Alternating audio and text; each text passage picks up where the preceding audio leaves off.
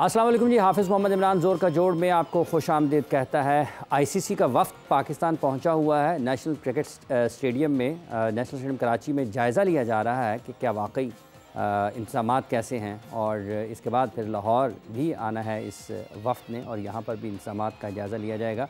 देखना यह है कि इसका नतीजा क्या निकलता है और फिर जब हतमी मराहिल की तरफ बढ़ती हैं चीज़ें, उस वक्त क्या बातचीत होती है। बहरहाल पाकिस्तान क्रिकेट बोर्ड ने काकुल के कैंप के लिए जो फ़िज़िकल फ़िटनेस के लिए है खिलाड़ियों का ऐलान भी किया है, फिर सिलेक्शन कमेटी का भी ऐलान हुआ है। ये एक ऐसी सिलेक्शन कमेटी है जिसका कोई सरबराह नहीं है, ये एलानिया नहीं है या गैर एलानिया कोई है, ये भी बड़ी एक इसमें दिलचस्पी ज़रूर है। फिर गैर मुल्की कोचिंग स्टाफ की तलाश भी जारी है। बहुत सारी ऐसी चीज़ें हैं। बिलखुसूस ये क्रिकेट के हलकों में ख़बरें ये भी सुनने को मिल रही हैं, शायद पाकिस्तान क्रिकेट टीम में एक बार फिर क़यादत की तब्दीली हो सकती है। ये बहुत सारी चीज़ें हैं जिन पर हम गुफ्तगू कर रहे हैं। आज हमारे साथ मौजूद हैं पाकिस्तान क्रिकेट बोर्ड के साबिक़ चीफ सेलेक्टर टेस्ट क्रिकेटर जनाब मोहम्मद वसीम साहब। वसीम साहब अस्सलाम वालेकुम। वालेकुम अस्सलाम। बहुत शुक्रिया आपका तशरीफ़ आवरी का। Thank you. PSL अभी हाल ही में ख़त्म हुआ है, हमने T20 वर्ल्ड कप खेलना है, तो आप समझते हैं कि पाकिस्तान टीम की तैयारियां दुरुस्त समत में? देखिए PSL तो अच्छा माशाल्लाह गया है। अगर आप ओवरऑल देखते हैं, अच्छे मैचेस आपको देखने को मिले, अच्छे परफॉर्मेंसेस प्लेयर्स की आपको देखने को मिली। अब एक दो एरियाज़ तो हैं जहाँ पे हमें थोड़ा सा इशू नज़र आ रहा है पाकिस्तान टीम का, कि ऑब्वियसली मिडल ऑर्डर का एक इशू चल रहा है, साथ में स्पिन बॉलिंग का भी। तो आई थिंक जो इसके अराउंड चीज़ें हैं ना, ज़्यादा फोकस एट द मोमेंट उसके ऊपर है कि अभी आपकी सिलेक्शन कमेटी शायद आज बनी है या वो कल बनी है, उसके अलावा भी कोचेज़ आपके उधर नहीं है। तो आई थिंक जो मेजर काम है उस तरफ फोकस शायद इस टाइम पे अभी थोड़ा कम है। अभी तो हम ज़रा कोचेज़ ढूंढ रहे हैं, सिलेक्टर ढूंढ रहे हैं, तो इस तरफ ज़्यादा फोकस हमें नज़र आ रहा है। तो आई थिंक जितना जल्दी हो सके टीम को अनसर्टेनिटी सी जो है ना, अभी देखिए आपने इंट्रो में 3 बातें की और तीनों में आपने क्वेश्चन मार्क की, मतलब उसके एंड पे डलते हैं जी, कोच कौन होगा, कैप्टन कौन होगा, चैंपियन ट्रॉफी की चले आपने बात वो की है। तो आई थिंक जितना जल्दी हो सके जो जितनी भी गैर यकीनी चीज़ें इनको हटा के जल्दी से आपने अनाउंस करे भी कि जो आपके कोचेज़ होने हैं, जो कैप्टन होना है, उसको अनाउंस किया जाए। इस किस्म की सूरत हाल में जबकि चंद हफ्ते आप दूर हैं वर्ल्ड चैम्पियनशिप से, आपको लगता है कि खिलाड़ी या जो बाहर से कोचिंग स्टाफ आएगा या जो भी आता है, इवन सिलेक्शन कमेटी भी, ये सारे हम आंगी इनमें आ सकती है इतने मुख्तसर वक्त में? देखिए इमरान, सबसे पहले तो क्वेश्चन आता है कि हमें ज़रूरत क्यों है कैप्टन चेंज करने की या हमें कोच लाने की।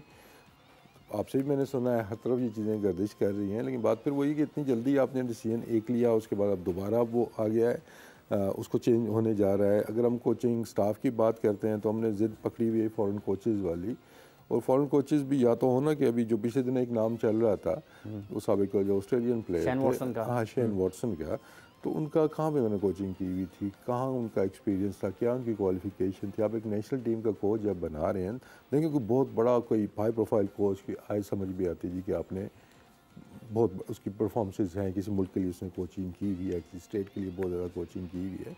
Just for the sake of जी हमने सिर्फ फॉरनर रखना है यहाँ पे, I think that's not the right. आपका एक जो सोच है उसको बदलना होगा, ठीक है ना, कि हमारे मतलब पाकिस्तान के अंदर भी कोचेज़ मौजूद हैं। या तो मैं फिर कहूँगा ना कि आप चीज़ों को वो करते हैं, कंपैरिजन करते हैं जी कि हाँ हमारे पास ये लोकल ऑप्शन हैं, ये हमारे पास फॉरेन ऑप्शन हैं, हाँ इसमें बेहतर ऑप्शन कौन सा है। हाँ, सिर्फ ये कह देना जी कि ये जो फॉरेन कोच है ना ये आगे दोनों को आमने सामने बिठाकर प्रेजेंटेशन क्यों नहीं ली जाती? देखिए प्रेजेंटेशन लेंगे तो आप मतलब शेन वॉटसन की प्रेजेंटेशन लेंगे तो वो क्या बताएगा आपको। प्रेजेंटेशन में क्या होता है, जब आप किसी का इंटरव्यू लेंगे पहला सवाल आप क्या करेंगे, सर जी आपका क्या है, आपका एक्सपीरियंस क्या है, आपकी क्वालिफिकेशन क्या है, आपका विजन क्या है। ये तीनों चीज़ें आप कैसे पूछेंगे। वो कहेगा जी बस शुरू कर रहा हूँ, आपसे ही शुरू करूँगा, इधर से ही नेशनल टीम की कोचिंग शुरू करूँगा। तो इसको थोड़ा सा हमें इस सोच को बदलना होगा कि चाहे आपने फॉरनर रखना है, चाहे आपने लोकल रखना है, आपका कोई भी जॉब आप रखेंगे, कोई भी आप गाड़ी का ड्राइवर रखेंगे तो उसको गाड़ी चलानी आती होगी तो आप रखेंगे ना, ठीक है। तो हमारी ये सोच कि हम लोकल भी हम कर लेते हैं। ये सोच क्यों है? I don't know. देखिए इसमें एक तो लोकल भी आपने ऐसे रखे हैं। अभी रिसेंटली जो कोचिंग स्टाफ आपका बना था उसका क्या एक्सपीरियंस था, मतलब बता देंगे आप उसमें क्या था। किसी ने क्लब लेवल पे कोचिंग नहीं की हुई है तो आप समझ रहे हो नेशनल टीम का वो कोच बन जाएगा। तो ये सोच को हमें निकलना होगा, हमें नामों से हटना होगा, हमें काम के पीछे जाना होगा।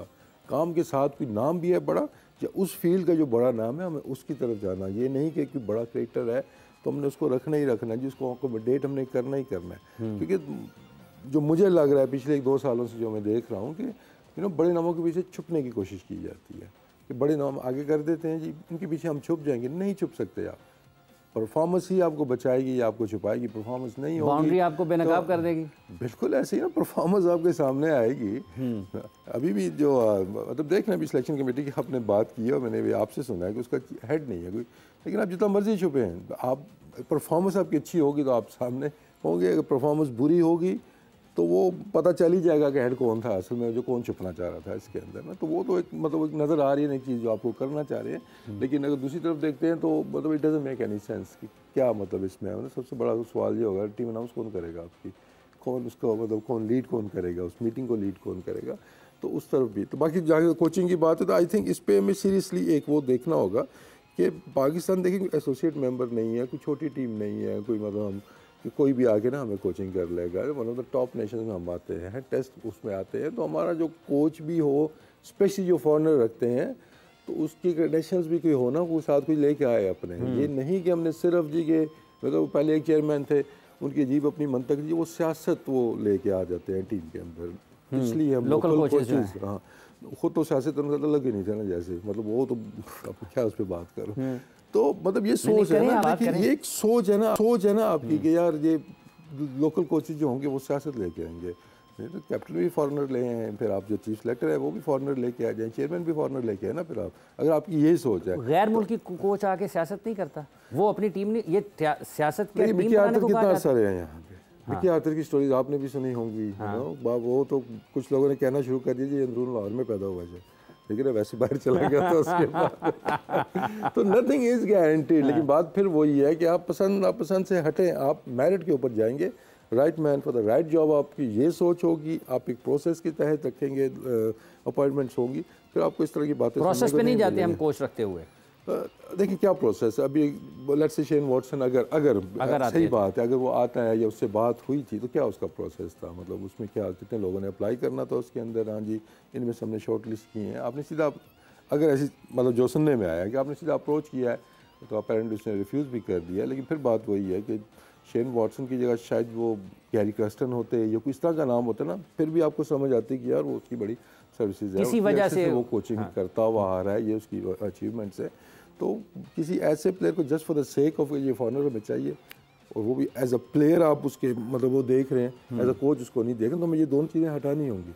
हम लोकल्स में भी ये चीज़ें कई दफ़ा मिस कर देते हैं कि बड़ा नाम है, ये बड़ा अच्छा कोच होगा, मतलब बड़ा प्लेयर है तो बड़ा कोच भी होगा, है ना। Coaching is a complete different job, तो आपको वो चीज़ें थोड़ी सी हटानी होगी। तो आई होप कि आगे चल के इस पर अच्छा ये जो ठीक है, ये जो सिलेक्शन कमेटी बनी है बगैर सरबराह के, एक ज़माना ऐसा था जब आप सिलेक्शन कमेटी के सरबराह थे, उस वक्त कहा जाता था कि एक रुकनी ही सिलेक्शन कमेटी है, वसीम साहब अकेले ही सब कुछ करते हैं। आज वैसे आपके साथ लैपटॉप नहीं है आपका जगह बनी हुई थी, मैं सोच रहा था पहले। तो अब ये है कि अब जो भी सिलेक्शन कमेटी बनी है उसका सरबराही कोई नहीं है, इसका नुकसान क्या होगा, क्या इंतज़ामी तौर पर कुछ इसमें मसाइल आएंगे? देखिए सबसे पहले तो देखते हैं इसमें कि इसमें फ़ायदा क्या होगा या क्या इसमें सोच क्या है, वो अभी तक मुझे तो बयान उतनी समझ नहीं आ रही है। शायद एक दो दिन सोचेंगे डिफरेंट एंगल से तो कुछ वो समझ आएगी आपको चीज़ें। लेकिन अभी जो उसका पहला यही होगा ना कि लीड कौन करेगा इसको, मतलब टीम अनाउंस कौन करेगा, बारी बारी करेंगे, पहले एक टीम अनाउंस करेगा, फिर अगली टीम होगी, वो मैं अनाउंस करूँगा, ठीक है ना। बाकी ये मे भी ये वोटिंग की तरफ जा रहे हैं कि जी अगर 7 बंदे हैं तो वो वोटिंग होगी उसके अंदर।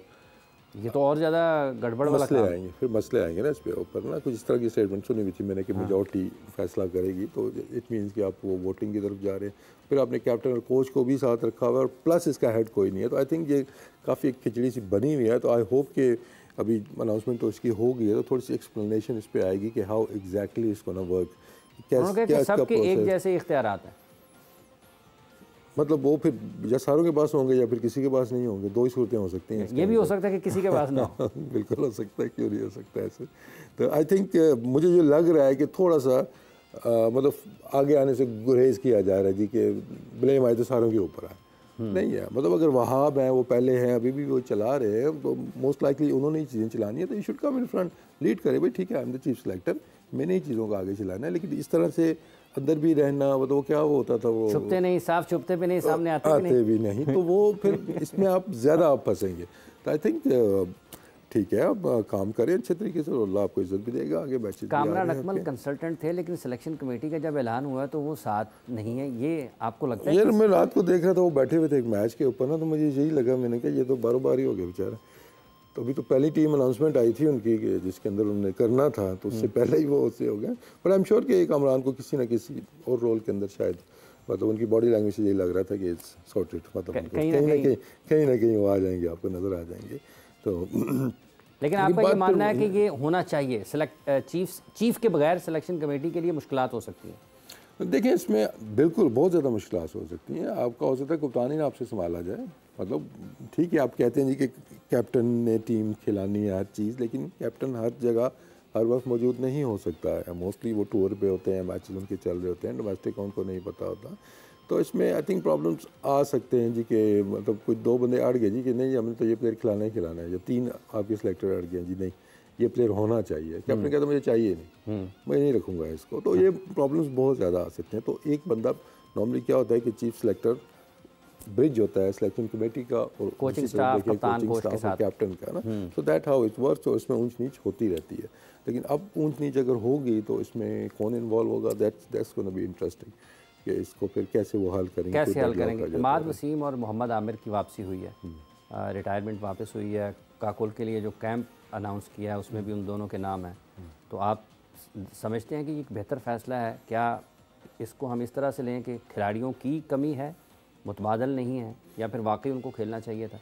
नहीं मैं सोचा था वहाँ भी मतलब ज़्यादा अरसा उनको नहीं हुआ है, तो शायद वो भी वापस आ ही जाएँ खुद भी। अच्छा वो लेके रिटायरमेंट बाद देखिए सिस्टम पे तो क्वेश्चन मार्क्स ये होते हैं। देखिए मेरे से भी आपने बहुत सवाल उस टाइम पे भी किए थे रिटायरमेंट के हवाले से प्लेयर्स की। एक तो उसको ऑलवेज आपको रिस्पेक्ट करनी चाहिए कि एक पर्सनल डिसीजन है आपका, और कोई बंदा एकदम से वो नहीं करता, वो बड़ी सोच समझ के ये फैसले करता है, और इन केसेस में तो बहुत कैलकुलेशंस करके रिटायरमेंट आप लेते हैं। तो उसके बाद सिस्टम के ऊपर क्वेश्चन आएगा जब आप किसको घर से बुला के खिलाएंगे जी कि आ जाए जी हमें आपकी ज़रूरत है, आपने पूरे अपने सिस्टम के ऊपर अपने ऊपर आपने किया, और फिर आपने क्वेश्चन मार्क डाला है अपनी डोमेस्टिक क्रिकेट के ऊपर कि जो प्लेयर्स खेल रहे हैं 2-2 साल से जान मार रहे हैं, ये टीम के अंदर है, यू नो परफॉर्मेंसेस दे रहे हैं, तो उनके ऊपर एकदम आ जाएगा। वो कहेगा हम तो अपना टाइम ज़ाया कर रहे हैं भाई, इनको तो प्लेयर डोमेस्टिक के नहीं चाहिए, इनको तो चाहिए वो घर से प्लेयर बुला लें। लेकिन अगेन शायद ये टाइम नहीं है इस तरह की बातें करने का कि अभी वर्ल्ड कप आपका सर के आने वाला है, तो लेट्स होप कि ये लड़के मतलब परफॉर्म करें आते हैं। लेकिन अब मसला ये होगा कि क्या गारंटीड है कि ये वर्ल्ड कप में जाएंगे, या लेट्स से आगे आपकी 2 सीरीज़ आ रही हैं इस पर परफॉर्मेंस नहीं होती फिर क्या होगा? आमिर परफॉर्मेंस अगर नहीं कर पाते वो क्या होगा? हो सकता है ना हो सकता है हो, दोनों चीज़ें। लेकिन गारंटीड है कि वो वर्ल्ड कप खेलेंगे। सेम वे इमाद अगर परफॉर्म नहीं करते तो गारंटीड है वर्ल्ड कप खेलेंगे, और गारंटीड के बगैर ये नहीं आने वाले हैं प्लेयर्स, नोइंग देम जिस तरह की इनकी वो सोच है। तो आई थिंक थोड़ा सा ये भी मुझे लगता है कि थोड़ा सा पैनिक बटन दबाया गया है कि एकदम से कुछ ऐसा करें। मैजिक एक जल्दी किसी भी चीज़ से नहीं हो सकता, ठीक है ना, कि एकदम से हम ये करेंगे ना तो एकदम से हमारी सारी चीज़ें कवर हो जाएंगी। तो थोड़ा सा जो प्रोसेस है उसको फॉलो किया जाता तो ज़्यादा बेहतर होता। लेकिन अगेन इनकी पर्सनल चॉइसेस थी प्लेयर्स की, उन्होंने खुद रिटायरमेंट ली है और खुद ही वो वापस आ गए हैं। तो अब एलसी के क्या होता है, लेकिन आई थिंक जिनकी प्रायोरिटी पाकिस्तान पहले नहीं है उसके ऊपर आई थिंक कॉम्प्रोमाइज़ नहीं होना चाहिए। आपको लगता है कि प्रायोरिटी नहीं थी पहले पाकिस्तान इन दोनों क्रिकेटर्स के केस में जब आप देखते हैं? देखें जो भी लड़का, मैं इन दोनों की स्पेसिफिकली बात नहीं करता हूँ, कि जो भी लीग्स के लिए रिटायरमेंट लेता है या कोई भी फॉर्मेट वो छोड़ देता है, दैट मीन्स कि उसकी प्रायोरिटीज डिफरेंट होगी, है ना। फिर हारिस के ऊपर भी ये चीज़ लागू होगी? नहीं देखें अब हारिस के ऊपर लागू क्यों आपने की, अभी जब हुई है इसी सोच के साथ हुई थी, लेकिन पास में अगर आप देखते हैं तो बहुत से प्लेयर्स हैं, इवन आई थिंक वहाँ भी वन ऑफ दोस्त जिसने छोड़ा था फॉर्मेट, ठीक है ना। तो फिर तो ये सारी चीज़ें, अब मसला ये आता है ना, एक चीज़ देखें मैं हमेशा एक चीज़ का कायल हूँ, आई थिंक वहाब हफीज़ जितने भी हमारे करंट हैं बड़े ज़बरदस्त बंदे हैं, बड़ी दोस्ती हैं उनसे मेरी। लेकिन जब भी आप रिटायर होते हैं क्रिकेट से, जब आप छोड़ते हैं ना, तो आपका जो गैप का पीरियड है ना वो होना चाहिए, कुछ 2-4 साल 5 साल होना चाहिए। एक वक्फा लेते हैं वसीम साहब, यहीं से गुफ्तगू को आगे बढ़ाएंगे। नाज़रीन किराम, मोहम्मद वसीम साहब हमारे साथ स्टूडियोज़ में मौजूद हैं। वक्त एक वक्फे का है, वक्फे के बाद गुफ्तगू को यहीं से आगे बढ़ाएंगे।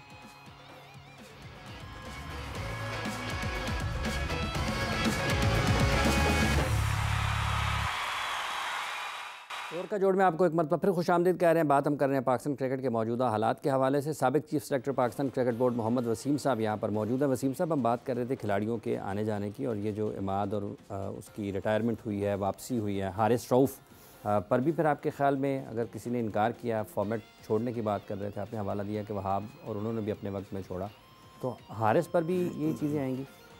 देखिए, फॉर्मेट छोड़ना एक और चीज़ है, मतलब आपने एक होता है आपने रिटायरमेंट ले लिया, अब हम डिफरेंट वो देख रहे हैं कि कुछ हमने खेलना नहीं, हम रिटायरमेंट ले रहे हैं। लेकिन हारिस का देखें, आई थिंक उसका भी जो मतलब अच्छा इकदाम हुआ कि उसका सेंट्रल कॉन्ट्रैक्ट वापस होल्ड किया है, क्योंकि इसको मिस हैंडल किया गया चीज़ों को। देखिए, सिलेक्शन कमेटी का, कोचेस का, प्लेयर्स के साथ सबसे जो अहम एक रोल होता है चीफ सेलेक्टर का स्पेशली, वो कम्युनिकेशन का होता है।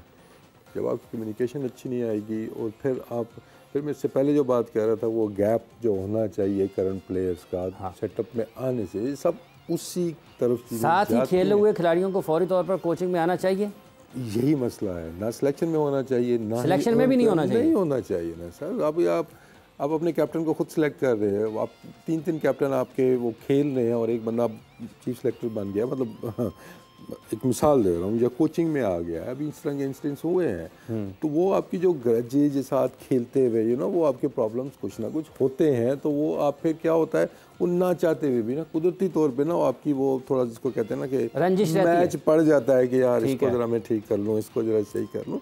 तो आई थिंक उनको सिस्टम से थोड़ा सा बाहर रहना चाहिए, तो 4 साल का गैप हो, ताकि वो थोड़ा सा कुछ प्लेयर्स उस टाइम चेंज होते हैं, मतलब कि नए प्लेयर्स आते हैं, तो वो रिस्पेक्ट लेवल आपका नहीं आ सकता ना, कि एक प्लेयर जो टीम के अंदर मौजूद है वो परफॉर्म कर रहा है तो टीम के अंदर मौजूद है ना, और जो परफॉर्म नहीं कर रहा वही रिटायर हुआ होगा। मोस्टली हमारे एज इस पे नहीं होते रिटायर ना, परफॉर्मेंस की वजह से होते हैं। तो एक परफॉर्मर को एक नॉन परफॉर्मर एक बंदा सेलेक्ट कर रहा है, जो उसकी कोचिंग कर रहा है, तो वो रिस्पेक्ट लेवल कहाँ से आएगा वहाँ पे? तो ये आपके सामने मिसालें अभी आपको कहीं नज़र आ रही है। आपके ख्याल में ये भी सोचने की ज़रूरत है, इस पर आगे बात करते हैं, जो कि आईसीसी वाला वफ्द भी पाकिस्तान में है, उस पर हमें कराची से हुज़ैफ़ा ने, लाहौर से कादिर ख्वाजा ने ज्वाइन किया। अस्सलाम वालेकुम जी आप दोनों को। वालेकुम अस्सलाम। बहुत शुक्रिया। हुज़ैफ़ा, क्या इत्तलात हैं जी, विज़िट की और जो दौरा हुआ है उस हवाले से क्या तफसीलात हैं? इमरान, देखिए, बहुत अहम दौरा है आईसीसी वफ्द की जानिब से जो यहाँ पे पहुँचा था। कल जो है वो आईसीसी वफ्द कराची पहुँचा, एक रोज़ उन्होंने क़याम किया। 2 रुकनी वफ्द था, जिसमें सारा एडगर जो इवेंट ऑपरेशनल मैनेजर है आईसीसी के, और साथ साथ ऑन जैदी जो पहले पीसीबी के साथ होते थे, अब आईसीसी के मैनेजर है, वो 2 रुकनी वफ्द था। उन्होंने इब्तदाई तौर पर सुबह पे जितने भी होटल्स हैं, मकामी होटल्स जहाँ पे टीम्स को रखा जाता है, इंटरनेशनल टीम्स को और पीएसएल की टीम्स को, वहाँ का दौरा किया, तफसीली जायज़ा लिया कि होटल है वहाँ पर किस तरीके के इंतजाम हैं, आया जब इंटरनेशनल टीम्स आएंगी तो क्या ये होटल रेडी है इंटरनेशनल टीम्स को होस्ट करने के लिए। उसके बाद जो नेशनल बैंक स्टेडियम कराची है, वहाँ पे 2 रुकनी वफ्द आया, और तकरीबन 2 से ढाई घंटे तक जो है ये वफ्द का दौरा जारी रहा। उन्होंने इब्तिदाई तौर पे जो नेशनल बैंक स्टेडियम का चेयरमैन बॉक्स है वो देखा, फिर वो ग्राउंड के अंदर गए, उसके बाद उन्होंने ड्रेसिंग रूम सारे चेक करे। ग्राउंड के अंदर CEO सलमान नसीर और डायरेक्टर इंटरनेशनल उस्मान वाला ने उनको ब्रीफिंग दी कि क्या क्या चीज़ें अभी तैयार हैं और किन किन चीज़ों के ऊपर काम होने की ज़रूरत है। जो जंगले हैं नेशनल बैंक स्टेडियम के, उसके हवाले से ब्रीफिंग दी गई कि मुमकिन तौर पर इसकी भी तब्दीली की जाएगी। जो हॉस्पिटैलिटी बॉक्सेस के सामने छत है उसको भी थोड़ा ऊपर किया जाएगा। फिर उसके बाद मीडिया गैलरी, कमेंटेटर बॉक्स और जितना ग्राउंड का बकिया हिस्सा था वो दौरा किया गया। फिर जो बाहरी हिस्सा है नेशनल बैंक स्टेडियम का, दोनों ग्राउंड जहाँ पे प्रैक्टिस होती है, ओवल और NHPC, वहाँ का दौरा करवाया गया। हाई परफॉर्मेंस सेंटर दिखाया गया और तमाम तर डिटेल्स जो है वो सारा एडगर अपने साथ नोट करती रही। बहुत ज़्यादा सवाल भी करे क्योंकि यहाँ पे बड़ा इवेंट हो रहा है, तकरीबन 29 साल के अरसे के बाद पाकिस्तान ने ICC इवेंट होस्ट करना है। अभी भी जो वफ्द है वो यहाँ पर मौजूद है, डायरेक्टर इंटरनेशनल उस्मान वाला, CEO सलमान नसीर और जितने दीगर अहदेदारान है PCB के वो उनके साथ मौजूद हैं। जामा रिपोर्ट अपनी बनाई जा रही है और तफसीली दौरा हम देख रहे हैं कि एक एक कोने में वो जा रही हैं, सवालात कर रही हैं, तस्वीर बना रही हैं, उनके पॉइंट आउट नोट्स कर रही हैं। और इसके बाद ये बताया जा रहा है कि होटल जाएंगे दोबारा, जहाँ पे एक मीटिंग रखी जाएगी। होटल के बाद आज शाम इस वफ्द ने जो है तकरीबन 4:30 बजे एयरपोर्ट पहुंचना और 6 बजे की फ़्लाइट से ये वफ्द 6 बजे की फ़्लाइट से ये लाहौर जाएगा। लाहौर के लिए जो अपडेट है वो हम कादिर से लेते हैं। कादिर, क्या इत्तलात हैं इस हवाले से कि लाहौर में, जैसे अभी हुज़ैफ़ा ने मुख्तलिफ़ मकामात का जिक्र किया है, लाहौर के हवाले से क्या इत्तलात हैं कि यहाँ पर वो किन किन चीज़ों का बतौर ख़ास जायज़ा लेगा ICC का ये वफ्द? देखिए, इसमें कोई शक नहीं है कि पाकिस्तान जो है वो चैंपियंस ट्रॉफी होस्ट करेगा और इसका गुज़िश्ता रोज जो है वो chairman Pakistan cricket board Mohsin Naqvi ने बाज़ाब्ता तौर पर 2 टोक ऐलान भी किया कि अगर कोई कंट्री आती है तो आए, नहीं आती तो ना आए, पाकिस्तान इस चीज़ को मेजबानी करेगा और चैंपियंस ट्रॉफी को होस्ट करेगा। तो अभी जो ICC का वफद आ चुका है चैंपियंस ट्रॉफी देखने के लिए, मामला इंतजाम उस हवाले से लाहौर आज जो पहुंचेगा कराची के बाद, तो उसमें कज़ाफी स्टेडियम का दौरा करवाया जाएगा। कज़ाफी स्टेडियम के साथ एतराफ में नेशनल हॉकी स्टेडियम और साथ साथ पंजाब स्टेडियम, ये भी दौरे में शामिल होंगे। साथ ही साथ जो है वो तमाम तर जो इंतजाम हैं SCCA के नेशनल स्पोर्ट्स कॉम्प्लेक्स के, उन दोनों गेट के एतराफ में जो बाउंड्रीज हैं उसमें तमाम तर इंतजाम उनको दिखाए जाएंगे। उसके साथ साथ उनको निजी होटल में लेके जाया जाएगा जहाँ पर पाकिस्तान और जो दीगर ममालिक की जो टीमें हैं वो रुकेंगी और फिर उसके बाद इनको रूट का मुआयना करवाया जाएगा। उसके बाद जो इम्पोर्टेंट चीज़ है वो स्टेट सिटी अथॉरिटी है, जहाँ पर जो भी वक्त आता है, जो भी किसी के कंट्री का वक्त आता है, वो वहाँ पर उनको स्टेट सिटी अथॉरिटी में तमाम तर इंतजाम दिखाते हैं कि लाहौर में जो कैमरा नस्ब हैं चौक चौराहे पर, वो तमाम तर जो सिक्योरिटी की निगरानी करते हैं और उसके साथ साथ फिर पुलिस फोर्स और बाकी सिक्योरिटी एजेंसीज भी उनको ब्रीफिंग देंगी। तो ये जो ICC का वफद आया है, सारा एक्टर और मैनेजर जो ऑन जैदी आए हैं, वो कराची के बाद फिर आज लाहौर में आएंगे और ये सारा जो तफसीलात हैं आपने बताया कि जो सिक्योरिटी के हवाले से इंतजाम हैं वो भी तफसीली तौर पर इस वक्त के सामने रखे जाएंगे कि सिक्योरिटी के लिए जो गैर मुल्की टीमें चैंपियंस ट्रॉफी के लिए पाकिस्तान आ रही हैं उनके लिए क्या इंतजाम पाकिस्तान के पास हैं। आपका बहुत बहुत शुक्रिया हुज़ैफ़ा, कराची से आप हमारे साथ थे। कादिर ख्वाजा आप लाहौर से हमारे साथ थे, आप दोनों का बहुत बहुत शुक्रिया। वसीम साहब, ये जो आपने, इसका मतलब ये है कि आपके ख्याल में वहाब या मोहम्मद हफीज़, इन दोनों का पाकिस्तान क्रिकेट में इंतज़ामी ओहदों पर फौरी तौर पर आना मुनासिब नहीं है या इनकी जगह कोई भी हो? देखिए, मेरा अपना एक, मैं नॉट नेसेसरली मैं सिर्फ इनकी बात करूँ, मैं एक जनरल से एक बात करता हूँ कि आई थिंक आपके सामने वजह भी रख रहा हूँ कि बहुत से मिसाइल आपको आ सकते हैं कि कोई लड़का अगर सिलेक्ट नहीं होता या किसी को किसी प्रॉब्लम, वो ये कि यार ये तो इसकी तो मेरे साथ लगती नहीं थी पहले से, ठीक है ना। हारिस के दिन में क्या चल रहा होगा कि वहाँ पे कैप्टन थे वहाँ पे पेशावर ज़ल्मी के, शायद वहाँ पे कुछ हुआ हो, ऐसी चीज़ें आ सकती है ना आपके ज़हन में, सोच आपकी उस तरफ जाती है कि यार, तो आई थिंक ये ज़रूरी है थोड़ा सा एक गैप उसके एक वक्फा ज़रूरी है। हाँ। खेलने के बाद इंतज़ामी ओहदों पर आने के लिए, कहते हैं ना कि वो आपको टोपी उतारनी पड़ती है, अपनी जो खेलने वाली टोपी है वो उतारनी पड़ती है, उस पर टाइम लगता है, एकदम नहीं उतरती। कईयों की तो 20-20 साल नहीं उतरती है, लेकिन 1-2 सालों में नहीं उतरती ना, कईयों की तो अभी तक नहीं उतरी ना, तो वो टाइम लगता है उसमें। तो आई थिंक रिटायरमेंट के बाद आप थोड़ा सा आपको टाइम ऑफ लेना चाहिए ताकि जब दोबारा आप आएँ। बात फिर वही है कि टाइम ऑफ क्यों ज़रूरी है, एक तो इस वजह से, दूसरा फिर आप पढ़ लिख के आएंगे, मैच्योरिटी हो जाती है, मैच्योरिटी होके आएंगे ना, कोचिंग करनी है तो फिर आप पढ़ लिख के आएंगे ना। अच्छा, आपका मानना है कि कोचिंग के कोचिंग करके आएंगे ना, हाँ, कोचिंग सीखें कि करें उसके बाद आए ना, ये नहीं कि मतलब फरमाइशी प्रोग्राम ना, फरमाइशी प्रोग्राम मैं छोड़ रहा, मुझे ये दे दें, ऐसे नहीं है ना। वही बात है ना कि हम प्रोसेस को फॉलो नहीं करते, हमने प्रोसेस बनाए हुए नहीं है उसमें। हम ऐड भी देते हैं मोस्टली, तो वो ऐड भी टेलर मेड होगा, जिसने जो किया हुआ है वो लिख दो, बस इसको हमने रखना ही रखना है। तो प्रॉपर एक आपका प्रोसेस होना चाहिए कि यार ये हमें इस तरह के हमें सोच वाले बंदे चाहिए, उसमें भी शॉर्ट लिस्ट करें, जो भी प्रोसीजर होता है किसी भी नॉर्मल ऑफिस का, आप उस तरीके से उसके तरीके से आगे चले। अच्छा, ये जो मोहम्मद रिजवान और बाबर आजम, आपके टाइम में भी ये सोच थी कि इनको दोनों का ओपनिंग पेयर नहीं होना चाहिए, इनकी जगह किसी और को होना चाहिए जो पावर प्ले का ज़्यादा अच्छा इस्तेमाल करे? देखें, विद इन द टीम या हमारे उसके अंदर तो नहीं था, लेकिन बाहर पूरी दुनिया में यही एक बहस चलती थी और मेरे से हमेशा यही सवाल होता था और मैं अभी भी वही जवाब दूंगा कि परफॉर्मेंस मैटर करती है ना। टीम आपकी क्या कर रही है, आप मैचेस जीत रहे हैं, नहीं जीत रहे हैं, तो उस टाइम आप मैचेस आप हमेशा जीत रहे थे। आप वर्ल्ड कप का सेमीफाइनल खेले, फिर फाइनल खेले, एशिया कप का फाइनल खेले, जितनी भी आपकी बायलैटरल सीरीज़ हुई हैं आपने वो जीती। और अगर आ देते हैं तो उनको जो भी पढ़े लिखे थोड़े से क्रिकेटर थे उस टाइम पे, उनको बेस्ट ओपनिंग पेयर वो रेट करते थे कि इतनी ज़्यादा कंसिस्टेंसी के साथ वो परफॉर्म कर रहे थे। तो आई थिंक एक वो बना लेना कि मतलब कि जी इनको तेज़ खेलना चाहिए। End of the day must आपका मैटर क्या रहता है, आप मैच जीते, आपकी टीम मैच जीते, चाहे वो आप 150 के स्ट्राइक रेट से खेलें, चाहे आप 120 से खेलें या आप 250 से खेलें। तो आई थिंक उस टाइम पे तो ये चीज़ें बड़ी अच्छी चल रही थी, उस पर काफ़ी डिबेट चल होती थी, लेकिन हमने कभी इस बारे में सोचा नहीं था क्योंकि परफॉर्मेंस इतनी ज़्यादा थी, टीम के रिजल्ट्स आ रहे थे, तो कोई वजह नहीं थी कि इस बारे में सोचा जाए। अभी भी आई थिंक चीज़ों को जस्ट फॉर द सेक बदला जाता है ना। फिर मैं कहूँगा कि उसी टीम में से लड़का निकल के आएगा कि जो कि मिडिल ऑर्डर खेल रहा था, वो कहेगा जी ये ऊपर ज़्यादा खेल रहे हैं, तो हमारी बैटिंग ही नहीं आती है, तो वही बंदा आके जब दोबारा सिलेक्शन करेगा तो वो सबसे पहले इनको तोड़ेगा ना आके कि यार नहीं ये ठीक नहीं थे, फिर वो सोच आ जाती है वही इकट्ठे खेलने वाली, साथ रहने वाली, ठीक है ना। तो इसलिए वो गैप में फिर कहूँगा कि वो ज़रूरी आ जाता है ना, क्योंकि आप फिर वो टीम और वो चीज़ें नहीं देख रहे, आपका वो जो पर्सनल एक एक्सपीरियंस था विद इन द ग्रुप, आप उस चीज़ को भी देख रहे कि यार नहीं मेरे लिए ये सूट नहीं करता था, भाई मेरे लिए या उसके लिए नहीं, what is good for the team, team किससे जीत रही है, that is the most important part.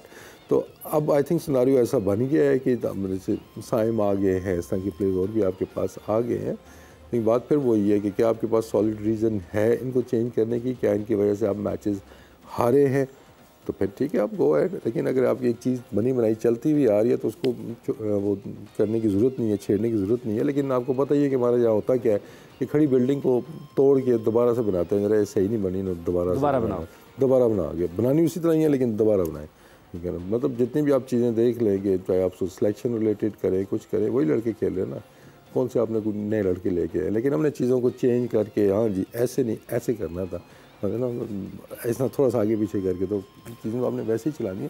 तो हमें इस चीज़ से हमें निकलना होगा कि जो अच्छे काम चल रहे हैं, काम करने वालों के आने जाने से फ़र्क नहीं पड़ता, लेकिन काम की कंटिन्यूटी रहनी चाहिए, चाहे वो सिलेक्शन में है चाहे वो कोचिंग में है। हमारे यहाँ प्रॉब्लम क्या आती है, जब भी कोई नया आता है ऊपर चेयरमैन से लेकर नीचे तक वो हर चीज़ ही चेंज कर देगा कि यार नहीं ये सही नहीं हुआ है, विदाउट मतलब उसको देखे हुए कि सही काम है कि नहीं है। तो वो टाइम यही होता है ना कि ऊपर वाले चेंज हो जाते हैं, नीचे वाले मिडिल वाले वो उधर के उधर ही होते हैं ना, तो वहाँ से काम ख़राब होता है। ये जो मिडिल वाले हैं जिनका आपने जिक्र किया कि वो अगर टीम में से आता है वो कहता है हाँ हमें टाइम कम मिलता है, बात पूरी कर लेते हैं, फिर कहते हैं नहीं बाबर और रिजवान की वजह से हमें टाइम कम नहीं मिलता। इसका क्या नंबर 4, 5, 6 का क्या मसला है, ये कैसे हल होगा? देखिए अगर लास्ट वर्ल्ड कप में आप ऑस्ट्रेलिया वाले में देखते हैं तो आई थिंक हमारा आपको एक बड़ा बेहतर जानिब चीज़ें नज़र आ रही थी, हारिस थे उसमें, इफ्तिखार थे आपके इस्टेब्लिश हो शान पे भी 3 पे भी उस पर खेल रहे थे, 4 पे भी उस टाइम वो खेल रहे थे, लेकिन आपने फिर वो आगे पीछे चीज़ कर दी ना, एकदम से हिला दिया हारिस को। आई डोंट नो एक 22-23 साल के बच्चे को रेस्ट की क्या ज़रूरत पड़ गई थी, बहुत कोई वो 150 T20 खेल के आ रहा था। फिर बात उसी से रिलेट होती है जो मैं पहले बात कर रहा था, साइड पे रखें। हाँ तो वो आपने वो चीज़ों को हिला दिया ना, फिर आपके एक चीज़ इस्टेब्लिश होते थे। अब आप फिर आगे जी इफ्तिखार, पहले जी इफ्तिखार कितनी बातें होती थी इफ्तिखार में, है ना, अब वही इफ्तिखार ही आप कर रहे हैं। तो पहले खेल रहा था वो नहीं जी इसके तो परफॉर्मेंस नहीं है, ये फलाना वहाँ से आ गया, एंड में क्या हुआ, वही इफ्तिखार आपके पास बेस्ट प्लेयर है।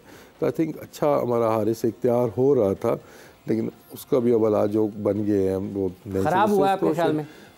देखिए ख़राब है ना, कंटिन्यूटी एक चीज़ में नहीं होगी, लेकिन सबसे बड़ा आपका इवेंट कौन सा होता है जिसके लिए आप सबसे ज़्यादा तैयारी क्या करते हैं? आप ICC के जो इवेंट्स होते हैं आप उसके लिए तैयारी करते हैं ना, तो आपकी जो बाकी चीज़ें होती हैं आप उसकी परफॉर्मेंस पे गेज करते हैं जी कि ICC वर्ल्ड कप के अंदर कैसी उसकी परफॉर्मेंस थी। हारिस ने हमें मैचेस जिताए, वर्ल्ड कप के अंदर पे वापस लेके आया साउथ अफ्रीका वाले मैच में, तो वो एकदम से हीरो बन गया वहाँ पे, और एकदम से आपने ज़ीरो कर दिया।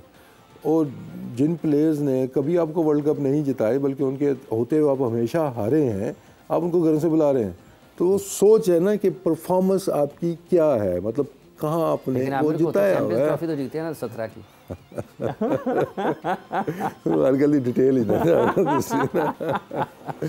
तो मैं वो सोच की बात कर रहा हूँ, नथिंग अगेंस्ट एनीबॉडी, लेकिन ये कि जो चीज़ें अच्छी चल रही हैं उनको आप चलने दें, चाहे वो सिलेक्शन की हैं, चाहे वो आप कोचिंग में चल रही हैं, या इवन के आपकी लॉजिस्टिकली या एडमिनिस्ट्रेशन के हवाले से भी PCB के अंदर कुछ चीज़ें चल रही हैं, उनकी कंटिन्यूटी होनी चाहिए। ये नहीं कि वो पिछला कर गया तो मैं ज़रा नई सिरे से मैंने करना ना। ये 4, 5, 6 का मसला हल कैसे होगा? देखें एक तो आपके पास सही जो पावर हिटिंग है, वाकई ये हमारे यहाँ ज़्यादा इस्तेमाल होता है ये लफ्ज़ पावर हिटिंग? देखिए पावर हिटिंग तो मतलब जो रिक्वायरमेंट है जो एट द मोमेंट जो आप कह लेंगे T20 की, अगर आप स्कोरिंग मैचेस जैसे PSL में समटाइम होते हैं तो आपके सारे पावर हिटर आपको चाहिए होते हैं, शुरू से लेकर आखिर तक आपने बाउंड्री का रेशो आपने हाई रखना है, बाउंड्री परसेंटेज आपने ऊपर रखनी है। तो लेकिन जो मिडिल ऑर्डर का मसला, देखिए अभी भी आप आई थिंक परफॉर्मर उठा के देखेंगे PSL के तो आपको ज़्यादा उसमें आपको टॉप ऑर्डर बैट्समैन ही नजर आएंगे, ज़्यादा बैटिंग ही उन्होंने की भी है और किया है। लेकिन बात फिर वही है ना कि दैट्स नॉट एन एक्सक्यूज़। अब उसके अंदर आपने ढूंढना है ना कि यार मिडिल ऑर्डर में कौन से ऐसे थे, रिगार्डलेस उनकी परफॉर्मेंस उतनी नहीं है जितनी किसी ओपनर की थी, हम मिक्स कर देते हैं ना, है ना। जब मैं था तो मेरा तो स्ट्रिक्टली होता था कि हर रोल के लिए हमने उसके अंदर परफॉर्मेंस देखनी है, उसका कंपैरिजन हमने ओपनर के साथ नहीं करना, उसका 4 वाले नंबर 5 का कंपैरिजन आप किसी एक ओपन करने वाले नहीं कर सकते, टॉप 3 के साथ नहीं कर सकते, एट टाइम्स आप चौथे नंबर के साथ भी नहीं कर सकते हैं, क्योंकि 5वां 6ठा is a complete different job. वो आपके फिनिशर्स है, उनकी 1 ओवर की परफॉर्मेंस आपने देखनी है कि यार 1 ओवर में बैटिंग आई थी, क्या इसने मैच वहाँ पे फिनिश किया, 15 रन हमें अगर चाहिए, 18 रन चाहिए आखिरी ओवर में, क्या ये कर सकता है, 4 ओवर में 70 चाहिए तो क्या ये हमें करके दे सकता है।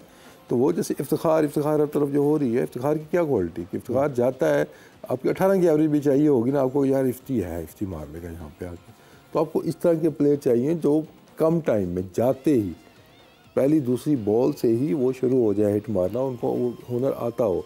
टॉप ऑर्डर बैट्समैन ऑब्वियसली उनका उनको थोड़ा टाइम चाहिए, किसी को 10 बॉलें लगती हैं, किसी को 5 लगती हैं, किसी को इससे भी ज़्यादा लग जाती है। जो आज़म खान वाला मामला है, क्यों कारकर्दगी नहीं आई इनकी तरफ से बैनुल-अक़वामी सतह पर? 150 मतलब 160 70 80 मैचेस इनके T20 हो चुके होंगे जो उन्होंने दुनिया भर में लीग क्रिकेट खेली है। देखिए आज़म का हमेशा जो होता है कि फ़िटनेस पे बात होती रही, ऑब्वियसली मैंने भी उसको सेलेक्ट किया था उस टाइम पे, और यही चीज़ उस टाइम में प्रॉब्लम्स आ रही थी।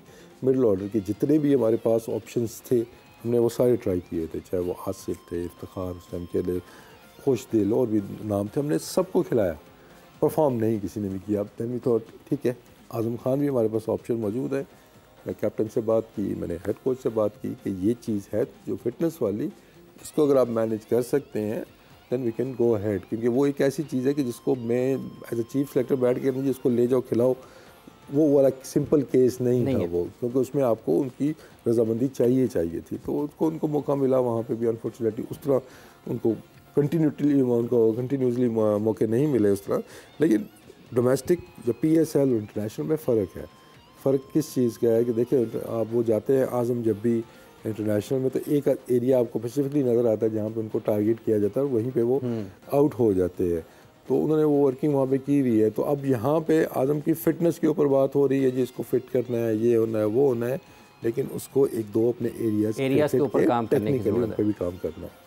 तो वो फंसेंगे वहीं पे, वो उनको उधर ही करेंगे, ऑफ स्टंप के बाहर उनको बॉल वो करेंगे, शॉर्ट बॉल जहाँ पे उनको इशू आता है। अभी न्यूजीलैंड में मैं देखा उधर ही उनको बॉलिंग कर रहे थे, तो उनको टेक्निकली भी थोड़ा सी चीज़ को बेहतर होना होगा, लेकिन ऑन इस day he is your match winner. Aamir Jamal को कैसे मुंतखब किया गया, अभी या पहले? नहीं पहले। देखिए आमिर शायद आपके चैनल पे सवाल हुआ था उस टाइम भी ना, तो उस टाइम तो खैर मैंने कहा था बहुत आगे बात चली गई था। देखिए आमिर हमारा ऑब्वियसली पाकिस्तान अंडर 19 शायद वो खेला हुआ था, उससे पहले उस सिस्टम से आउट प्लेयर था वो। तो जब हमारा ये नया सिस्टम बना था 6 टीमों वाला, फर्स्ट टीम सेकंड टीम वाला, तो उस टाइम पे उससे पहले बल्कि डिपार्टमेंट क्रिकेट चल रही थी, उसमें वो खेला था, हमारी टीम की जाने से अच्छी उसकी परफॉर्मेंस थी। उसके बाद फिर इस नए सिस्टम के अंदर आया, ग्रेड 2 खेला जो सेकंड 11 से खेला, वहाँ से ज़बरदस्त परफॉर्मेंस दी, 5 आउट कर रहा था, सेंचुरियाँ भी साथ में इसने बनाई थी, फिर पहली टीम में अंदर आए और इसके बाद ऐसे। लेकिन अगेन उस टाइम पे अगर आप सैम्पल साइज देखते हैं तो उनकी 1-2 साल की परफॉर्मेंस करंट थी हमारे पास, लेकिन हमें एक ऑलराउंडर की ज़रूरत थी उस टाइम पे। तो then I discuss with Babar कि यार ये ऑप्शन हमारे पास मौजूद है, brilliant fielder, he can bowl fast, उसके बाद बैटिंग भी कर लेता है, तो वो एग्रीड ऑन दिस के मोहम्मद जमाल को चांस देते हैं। और उस टाइम पे मतलब अल्लाह ने उसको बड़ी इज्जत दी, इंग्लैंड जब मैच उन्होंने जीता, हाँ वहाँ पे, और उसके बाद ही परफॉर्मेंसेज उसकी टेस्ट मैचेस में भी इवन आई हैं। लेकिन एक थोड़ा सा जो ना अब इसी से रिलेटेड एक चीज़ है कि देखिए कोई भी प्लेयर डोमेस्टिक में परफॉर्म करके जाता है, ये शुरू में परफॉर्म करता है इंटरनेशनल क्रिकेट में, उसके बाद उसमें डिक्लाइन आता है या वो उस तरह स्टैब्लिश नहीं हो सकता ना, तो उसमें कसूर खिलाने वालों का भी है। खिलाने वालों का भी। जूनियर अगर आया एकदम से, या वो बड़ा जी बॉलर आ गया हमारे पास, वो नीचे जा रहा है, तो कोई और मसला भी हो सकता है। नवाज़ की परफॉर्मेंस इतने सालों में नहीं बन सका, फिर वो जो कोचिंग के अंदर कंटिन्यूटी, कैप्टनसी, ये चीज़ें मैटर करती हैं, क्योंकि ये प्लेयर तो अच्छे हैं तभी ऊपर आए हैं, परफॉर्म करके आए हैं, और पाकिस्तान के लिए भी परफॉर्म किया और फिर भी इस्टेब्लिश नहीं हो सके 2-2 साल में, 3-3 साल में, तो कुछ मसला फिर खिलाने वालों का भी है कि वहाँ पे भी आई थिंक चीज़ों को देखना होगा कि हमने प्लेयर डेवलप कैसे करने हैं, प्लेयर बनाने के डेवलप तो ऑब्वियसली नीचे से हो के बजाते हैं, लेकिन इंटरनेशनल लेवल के ऊपर वो सस्टेन कैसे करें, उनको वर्ल्ड क्लास में कैसे बनाना है, तो हमें इन चीज़ों पे भी सोचना होगा, बजाय कि हमने ये बस सेलेक्ट कर लिया, अब आगे इनका काम है 2 मैच नहीं रन करेंगे तो हम इनको नीचे लेके आ जाएंगे। तो बहुत सी ऐसी मिसालें हैं कि जो कि बहुत अच्छे प्लेयर इस मोमेंट में होने चाहिए थे, लेकिन अभी तक वो नहीं बन सके। अभी सिलेक्शन चेयरमैन PCB बने हैं नए मोहसिन नकवी साहब, इन्होंने कहा कि टीम मेरिट पर मुंतखब होगी, कोई सिलेक्शन में किसी किस्म की सिफारिश नहीं होगी। सिफारिश होती है वैसे, आपको काफ़ी साल आप रहे पाकिस्तान। देखिए इंटरनेशनल लेवल पे मेरा नहीं ख्याल है कि इस तरह कोई, मतलब छोटे लेवल पे बहुत होते हैं, मतलब अप्रोच होती है कम से कम, यू नो अंडर 19 होगी आपकी या डोमेस्टिक क्रिकेट ये होगा। लेकिन इस लेवल पे अब सिफारिश क्या होती है इसमें, क्या अब ये तो नहीं कोई सिफारिश आई जी नहीं जाए मेरा बेटा जरा इसको रख लो पाकिस्तान टीम के अंदर ना, वो तो नहीं होगा ना इसके अंदर। तो वही जो आपके प्लेयर हैं 18-20 उसी में से 15 आने हैं या 30 का एक पूल होगा उसके अंदर आना है, ठीक है। लाइकिंग डिसलाइकिंग उसमें हो सकती है, शायद उसी को सिफारिश इस लेवल पे माना जाए कि कोई हो सकता है कि कैप्टन का फेवरेट हो या कोई यू नो सिलेक्शन कमेटी में से किसी का फेवरेट हो, तो ये चीज़ें तो आते हैं चैलेंजेस आपके। लेकिन सिफारिश आपके ख्याल में पाकिस्तान की सतह पर वो नहीं होता कि, लेकिन निचली सतह पर हो सकते हैं। वसीम साहब आपने अपना वक्त दिया, आपका बहुत बहुत शुक्रिया, और आपके ज़रिए से काफ़ी सारी बातें पाकिस्तान में क्रिकेट देखने वालों को मिली हैं। नाज़रीन किराम, प्रोग्राम का वक्त ख़त्म हो जाता है। आप अपना बहुत सा ख्याल रखें, हमें इजाज़त दें। अल्लाह हाफ़िज़।